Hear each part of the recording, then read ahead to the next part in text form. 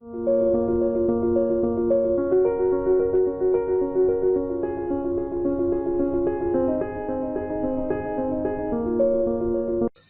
Guys, मैं संदीप आप लोगों का बहुत बहुत स्वागत करता हूं यू स्कोर क्लासेस पे। जी हाँ, यू स्कोर क्लासेस। तो चलिए, आज हम जो है नंबर सिस्टम को ही कंटिन्यू करने वाले हैं। तो जैसा कि मैंने पहले भी बताया था कि हम लोग हमेशा स्टार्ट करेंगे एक पॉजिटिव कोट के साथ। आज का जो कोट है that is do not let yesterday take up too much of today. Will Rogers. बड़ा ही एक पॉजिटिव कोट जो है विल रॉजर्स ने दिया है हमें। देखिए, कई बार हमारे साथ लाइफ में ऐसी चीजें होती हैं जो हमारे आने वाले फ्यूचर को बहुत इम्पैक्ट करती है और बहुत एडवर्सली इम्पैक्ट करती है। अगर जरूरत होती है तो इस चीज की कि हम कितना जल्दी उन चीजों से बाहर आते हैं। तो अगर कोई भी नेगेटिव चीज आपकी लाइफ में होती है, ध्यान रखिए उसका एडवर्स इफेक्ट बहुत ज्यादा होता है। तो जितनी जल्दी से जल्दी आप बाहर आ सके वो आपके लिए अच्छा होगा। तो never let yesterday take up too much of your today। तो हमेशा पॉजिटिव फील कीजिए। अगर फेल भी होते तो कोई बात नहीं, आपकी लाइफ में बहुत सारे चांसेस आपको मिलेंगे, बहुत सारे मौके मिलेंगे।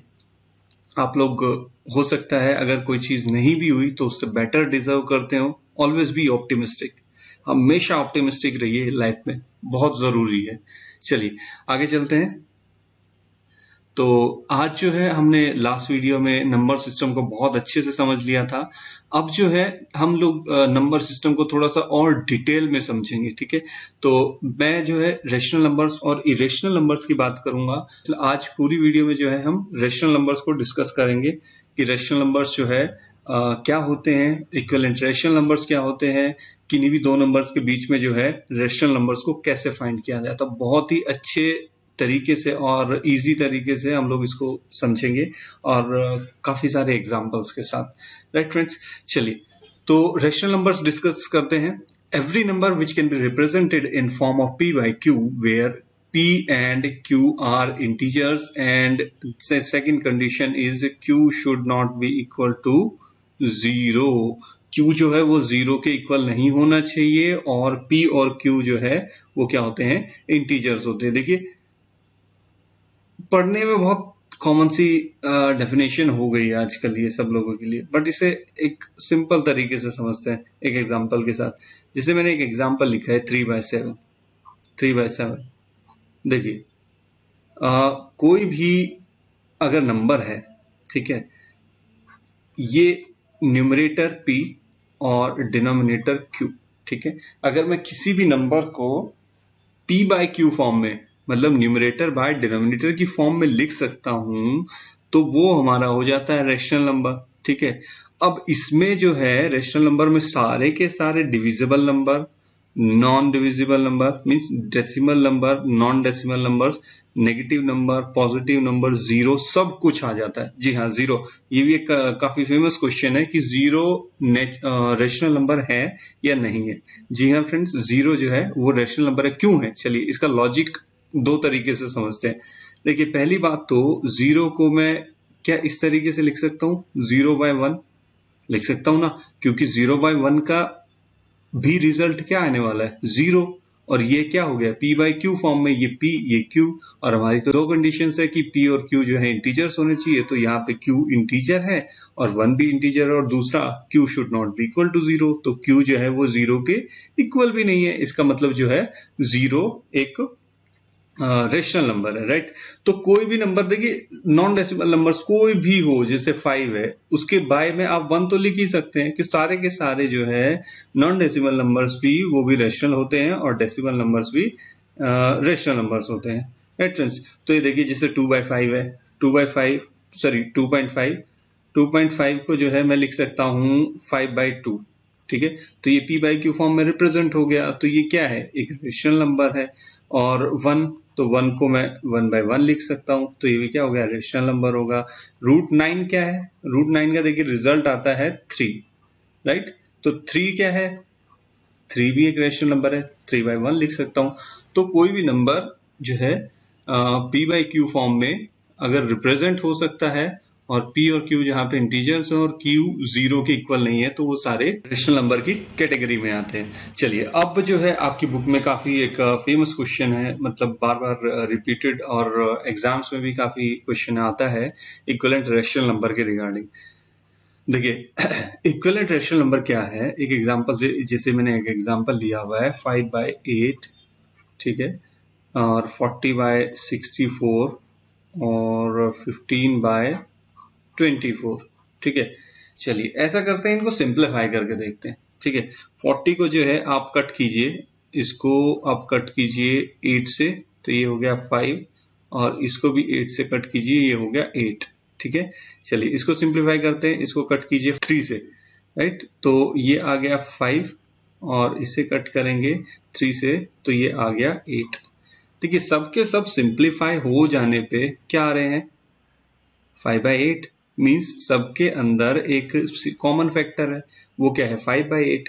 और यही जो है ये डेफिनेशन है इक्विवेलेंट रेशनल नंबर्स की।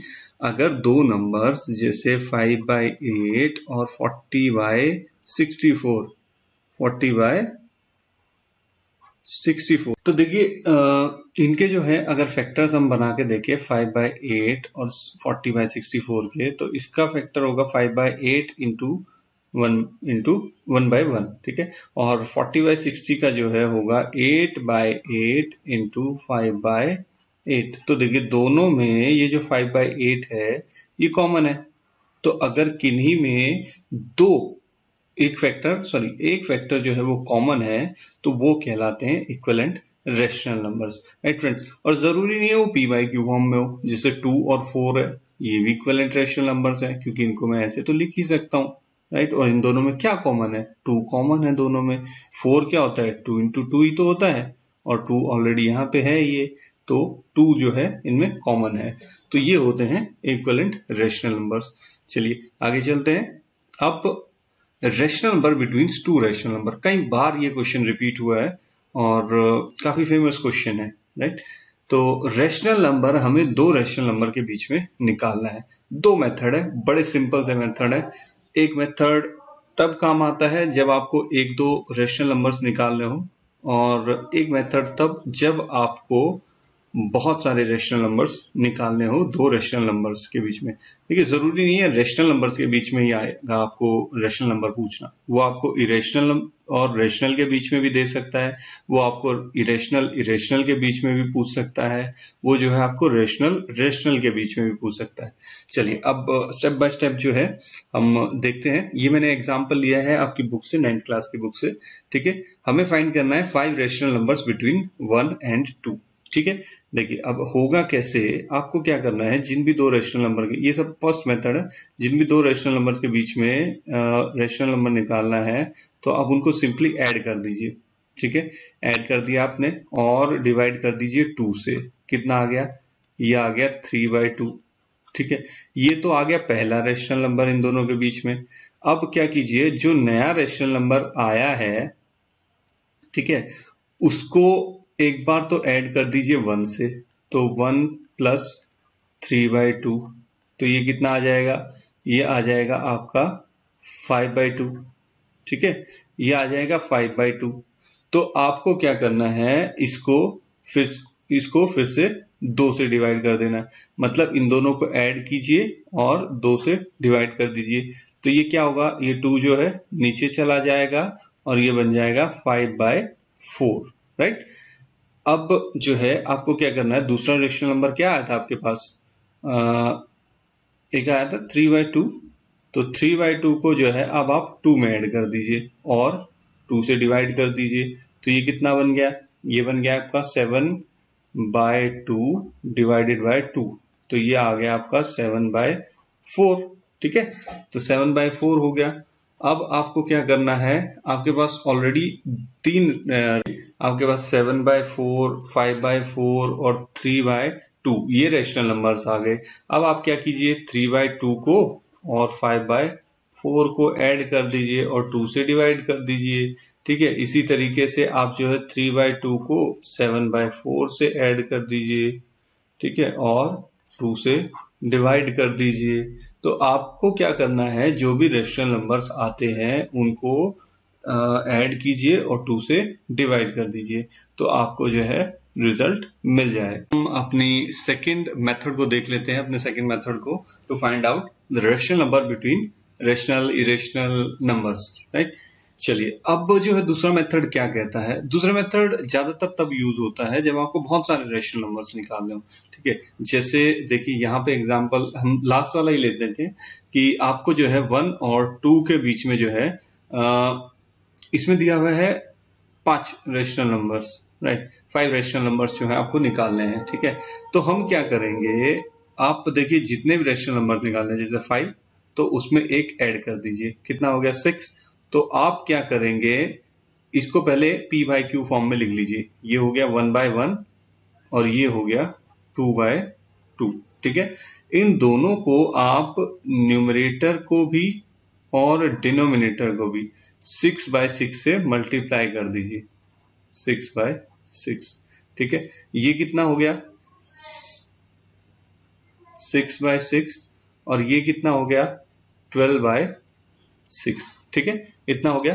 अब सिंपली आपको कुछ नहीं करना, आपको करना है 6 6 6 6, मतलब डिनोमिनेटर में जो है आपका फिक्स हो गया है कि 6 ही रहेगा, और इन दोनों के बीच में आने वाले जितने भी नंबर्स हैं उनको लिख दीजिए। तो 6 के बाद आता है 7 8 9 10 एंड 11, ठीक है।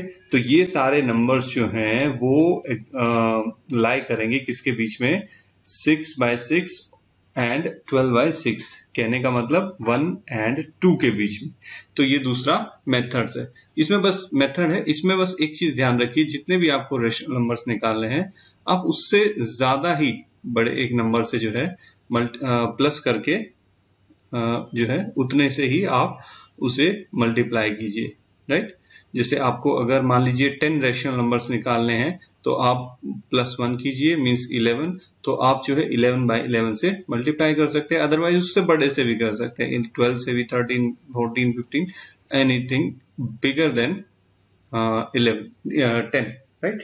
तो आप जो है उससे मल्टीप्लाई करके रेशनल नंबर्स निकाल सकते हैं। चलिए आगे चलते हैं। अब जो है यहाँ पे मैंने क्वेश्चंस आपकी प्रैक्टिस के लिए रखे हैं, ठीक है। तो क्वेश्चंस देख लेते हैं कुछ। सबसे पहला क्वेश्चन, ऑल्दो मैं एक्सप्लेन कर चुका हूं आप वीडियो की स्टार्टिंग में, is zero a natural number. ये क्वेश्चन जो है मैंने बुक्स से लिए हैं, 9th क्लास की बुक से, एनसीईआरटी से, right. So is zero a rational number, क्या जीरो एक रेशनल नंबर है?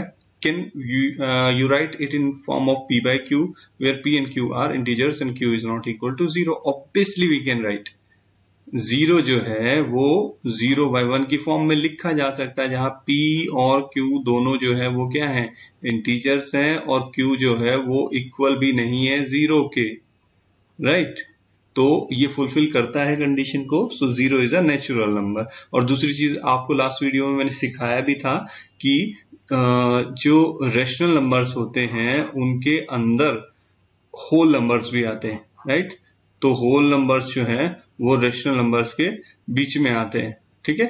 तो इसलिए सारे के सारे जो होल नंबर्स होते हैं वो रेशनल नंबर्स होते हैं, ठीक है। तो 0 एक होल नंबर है, तो इसलिए वो क्या बन गया, एक रेशनल नंबर भी बन गया। चलिए दूसरा क्वेश्चन देखते हैं। आपको 6 रेशनल नंबर निकालने हैं 3 एंड 4 के बीच में। तो आप दोनों मेथड चूज कर सकते हैं। हम थोड़ा सा क्विक जाएंगे इसके लिए, थोड़ा सा जल्दी जो है इस क्वेश्चन को करेंगे। चलिए देखते हैं कैसे। तो 3 एंड 4 के बीच में जो है आपको कितने रेशनल नंबर निकालने हैं, 6। तो मैंने आपको क्या बताया था, जितने निकालने हैं उसमें एक ऐड कर दीजिए, क्या हो गया 7।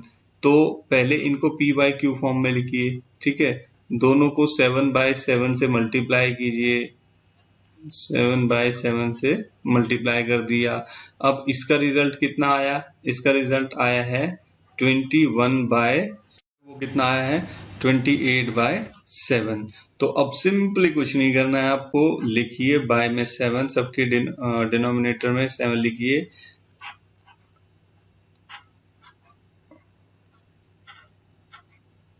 छह रेशनल नंबर लिखने हैं आपको, तो इसलिए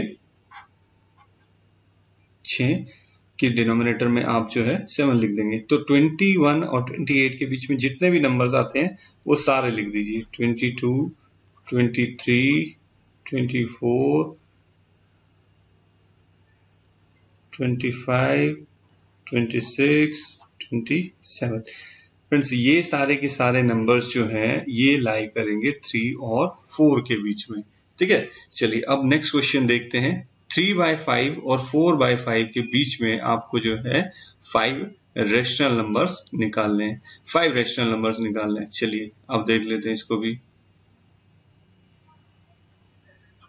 3/5 और 4/5। ठीक है, देखिए आपको कितने नंबर्स निकालने हैं? आपको रेशनल नंबर्स निकालने हैं 5। तो मैंने क्या कहा कि एक बड़े नंबर से उसको जो है मल्टीप्लाई कर दीजिए। 6/6 से आप जो है इसको मल्टीप्लाई कर देंगे और इसको भी 6/6 से मल्टीप्लाई कर देंगे। तो ये कितना आ गया? 18/30।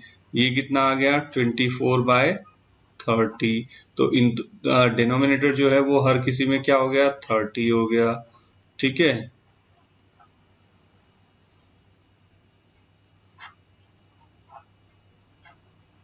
अब इन दोनों के बीच में, न्यूमरेटर के बीच में जितने भी नंबर्स आते हैं वो सारे लिख दीजिए।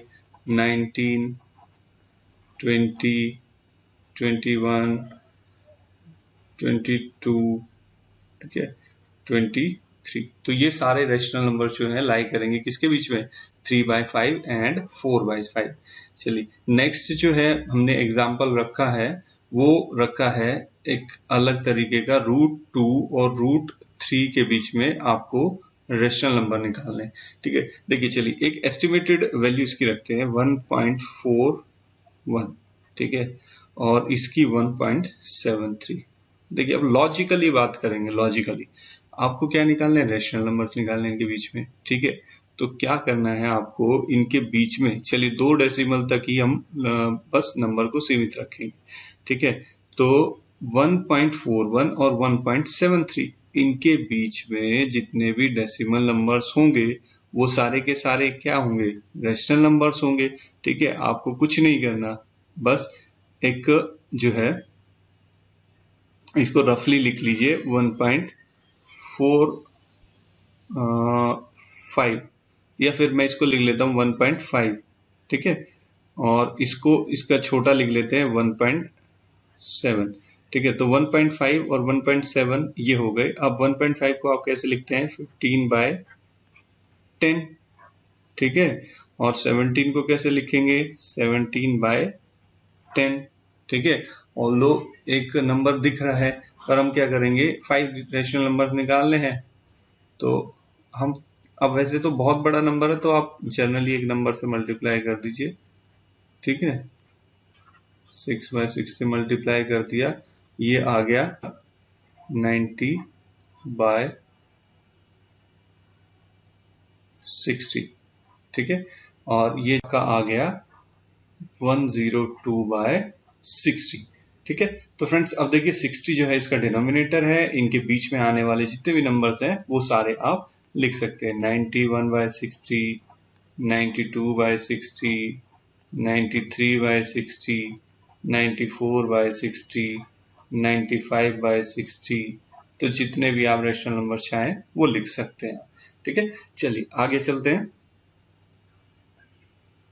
जी हाँ, अब टाइम है ट्रिक ऑफ द वीडियो की। आपको जो है मैंने लास्ट टाइम भी जो है डिविजिबिलिटी सिखाई थी, तो अब अभी इस वीडियो तक हम जो है उसी को कंटिन्यू करेंगे ताकि हम जो है कुछ नंबर्स की डिविजिबिलिटी और सीख सकें। चलिए पहले बात कर लेते हैं 9 की। 9 जो है 3 जैसा ही कुछ इसका कॉन्सेप्ट है। 3 में जैसे होता था कि आप सब नंबर्स को जोड़ दीजिए और उसके बाद उसे डिवाइड करके देखिए कि वो नंबर अगर 3 से डिविजिबल है तो बड़ा नंबर भी 3 से डिविजिबल होगा। अब 9 का भी कुछ ऐसे ही है। अब जैसे एक एग्जांपल लेते हैं 782। ठीक है, ये एग्जांपल लिया, हमें देखना है कि ये डिविजिबल है या नहीं विदाउट डिवाइडिंग। तो सिंपली इनकी डिजिट्स को ऐड कर दीजिए। 7 और 8 10 और 7 17। तो टोटल कितना आ गया इनका 17। क्या 17 7 से डिविजिबल 9 से डिविजिबल है? नहीं है। तो इसका मतलब 782 भी नहीं होगा। ठीक है, 81 है, जैसे 81 की दोनों डिजिट्स ऐड कीजिए, कितना आ गया 9। तो 9 से 9 डिविजिबल होता है बिल्कुल, तो कि ये 81 भी जो है डिविजिबल होगा।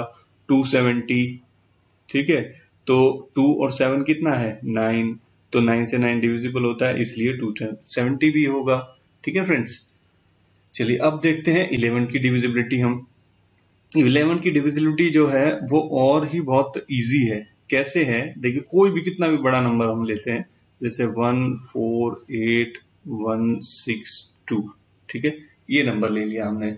आपको क्या करना है, सिंपली जो इवन पोजीशन पे है और जो ऑड पोजीशन पे है नंबर, जैसे ये मान लीजिए फर्स्ट नंबर है तो ऑड पोजीशन, फिर even position, odd position, even position, odd position, even position. आपको ऑड नंबर्स अलग रखने हैं। ऑड नंबर पे जैसे 1, फिर 8, फिर जो है 6, ठीक है, ये ऑड के मैंने उठा लिए। अब उसके बाद जो है इवन पे जो है वो उठाइए, 4, 1 और 2, दोनों को ऐड कर दीजिए।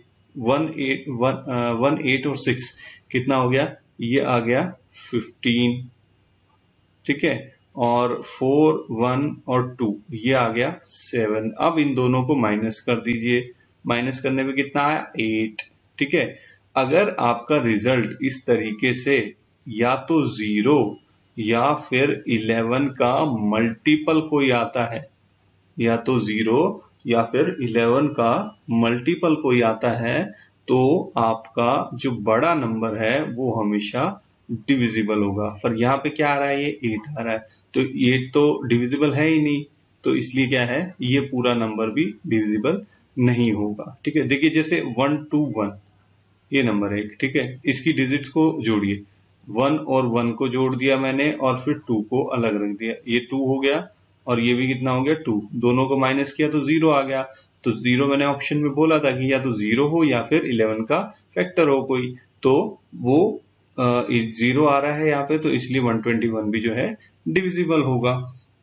ठीक है, चलिए अब 13 की डिविजिबिलिटी चेक कर लेते हैं। देखिए 13 की डिविजिबिलिटी में आपको क्या करना है, आपको याद होगा मैंने 7 की डिविजिबिलिटी में बताया था कि आपको लास्ट की डिजिट को 2 से मल्टीप्लाई करना है और उसके बाद बाकी बचे हुए नंबर में से उसको माइनस कर देना है। ऐसा ही कुछ कॉन्सेप्ट है 13 के साथ। आपको क्या करना है, बस लास्ट डिजिट को 4 टाइम मल्टीप्लाई करना है, जैसे 283, ठीक है, इस लास्ट डिजिट को आप 4 से मल्टीप्लाई कर दीजिए, कितना आ गया 12, ठीक है, 12 आ गया। अब बाकी बचे हुए कितना है 28, तो 28 में से आप 12 माइनस कर दीजिए, कितना बचा 16। तो अगर जो लास्ट में बचा हुआ नंबर या तो 0 या 13 का फैक्टर है, 13 से डिवाइड होता है, तो ये बड़ा नंबर भी उससे डिवाइड होगा। एक और एग्जांपल ले लेते हैं, जैसे 28351, ठीक है, ये नंबर लिया मैंने, लास्ट नंबर को 4 से मल्टीप्लाई किया, ठीक है, कितना आया 4। अब बाकी बचे हुए नंबर में से उसको माइनस कर दिया, ठीक है, ये आ गया आपका 2831, ठीक है। अब 1 को फिर से 4 से मल्टीप्लाई कीजिए, बाकी कितना बचा 283, 283 में से 4 माइनस कर दीजिए, कितना आएगा 279, ठीक है। अब जो है 9 को 4 से मल्टीप्लाई कीजिए और 27 में से माइनस करके देखिए, तो ये किस में जा रहा है, 9 4 जा 36, ठीक है, और 27 बचा, बाकी का कितना आ रहा है आंसर -9। तो क्या 9 डिविजिबल है 13 से? नहीं है, तो ये बड़ा नंबर भी डिविजिबल नहीं होगा 13 से। अब देखिए लास्ट बचा नंबर जो है वो है 15। तो मैंने कल आपको 6 का जैसे बताया था कि 6 के जो फैक्टर्स हैं वो है 2 और 3, ठीक है, तो 2 से जो नंबर और 3 से, दोनों से जो डिविजिबल रहेगा वो 6 से भी डिविजिबल होगा। ऐसा ही कुछ कॉन्सेप्ट है 15 का। 15 के जो फैक्टर्स है वो है 3 और 5। तो अगर नंबर 3 से भी डिविजिबल है और 5 से भी डिविजिबल है, तो नंबर 15 से भी ऑटोमेटिकली डिविजिबल होगा फ्रेंड्स। तो ये कुछ क्वेश्चंस जो है मैंने आपकी प्रैक्टिस के लिए रखे हैं। आई होप कि आप लोग अब सारा सब कुछ समझ गए होंगे रेशनल नंबर्स के बारे में, और रेशनल नंबर्स के बीच में या फिर इरेशनल नंबर्स के बीच में रेशनल नंबर्स कैसे निकाले जाते हैं। तो ये आपकी प्रैक्टिस के लिए छोड़ रहा हूँ। कुछ क्वेश्चंस पिछली वीडियो से हैं और कुछ क्वेश्चन इस वीडियो से। होप कि आप लोग सब सॉल्व कर पाएंगे, और अगर नहीं भी कर पाते हैं, कोई भी क्वेरी है, तो आप बिल्कुल बिना झिझक कमेंट्स में लिख सकते हैं। हम जो है अगली वीडियो में उनको इंक्लूड जरूर करेंगे।